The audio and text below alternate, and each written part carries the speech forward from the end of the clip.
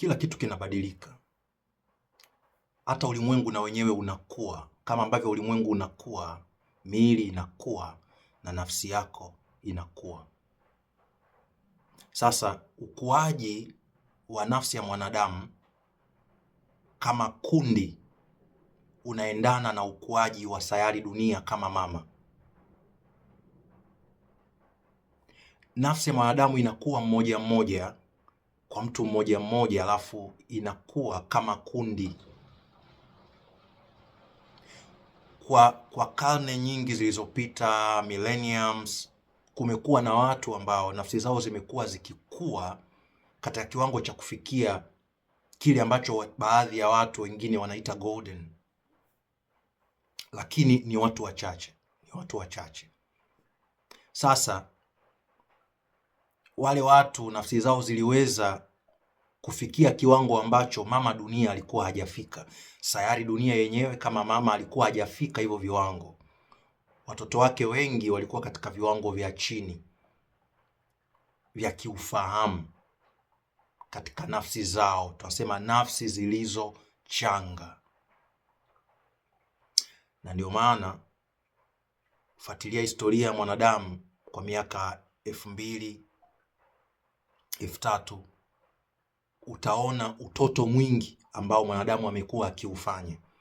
Mwanadamu amefanya mambo ambayo yanamharibu yeye mwenyewe. Sasa sayari dunia kwa muda mrefu imetembea katika ufahamu huo wa chini. Sasa katika safari yake, kwa sababu sayari dunia haijasimama, inatembea, inakuwa kiufahamu. Sasa kipindi tulicho nacho sasa hivi, fully sayari dunia imeshabadilika. Si kama unanielewa? Katika miaka ya 1990 kwenda 2000, tukiwa tunatimiza millennium ya pili katika uhesabu wetu wa miaka, maana yake tuna miaka 2000, si ndio? Kulikuwa na badiliko kubwa sana ambalo lilitokea katika sayari dunia, na sio kwa maana ya kwamba kwa sababu mabadiliko, angalia, tayari yalishaanza kutokea. Sayari dunia haijasimama, inatembea, lakini fully kwa ukamilifu sayari dunia imeingia katika ufahamu mwingine na katika mzunguko wake ule, katika mzunguko wake ambao sayari dunia anazunguka jua, si ndio? Kumbuka jua na lenyewe alisimama, linatembea,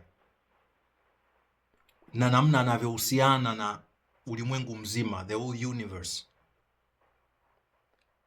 ameweza kukua katika kiwango ambacho sasa anaweza akaiona tena au akaionja ile golden. Lakini sasa haiwezi kuwa fully, haiwezi kuwa kamili katika ulimwengu mzima mpaka pale ambako kundi kubwa la watu na wao ufahamu wao utaendana na ule ufahamu wa mama sayari dunia. Na ndio maana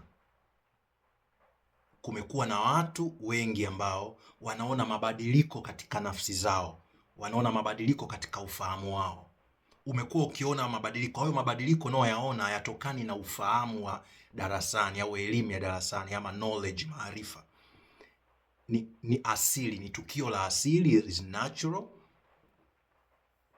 Kama ambavyo kwenye tukio la asili misimu inapita na kuondoka, kutakuwa na wakati wa mvua, wakati wa jua, wakati wa upepo, it's like that. Sasa katika ukuaji wa sayari yetu hii dunia na wanadamu ambao wanakaa katika sayari dunia, tumefika katika kiwango cha sasa ambacho ufahamu wetu umeongezeka katika kwenda kuishi katika ulimwengu ambao unaweza ukafananishwa na metaphorical, kwa lugha ya picha wengine wanaita mbinguni ama nirvana,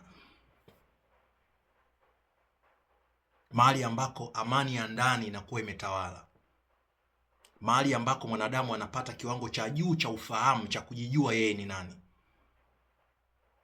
Kumbuka kwa muda mrefu wanadamu wamejitambulisha kupitia asili zao. Hawarais huyo Mwafrika, Mwarabu, Mzungu, si Mchina, Muhindi, wamejitambulisha kupitia si makabila yao, wamejitambulisha kupitia hata majina tu waliopewa individually. Mimi ni fulani kwa sababu mimi ni Athumani, ni Muislamu, kwa sababu mimi ni John, ni Mkristo.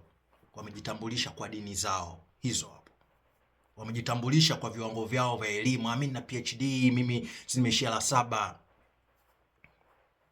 Vyote hivyo vinawagawanya, vyote vinawafanya wasikumbuke wao ni nani, wasijitambue wao ni wakina nani. Kitu ambacho hawajui ni kwamba huo ni utambulisho walioupata tu baada ya kuja kwenye sayari dunia. They are more than that. Ni zaidi, mwanadamu ni zaidi ya huo utambulisho. Sasa wako wachache, akiwemo wewe ambaye ujumbe huu umekugusa. Nafsi yako tayari imekuwa, umeweza kuona utofauti mkubwa. Angalia, kuna kitu kinaitwa mizigo iliyokufa.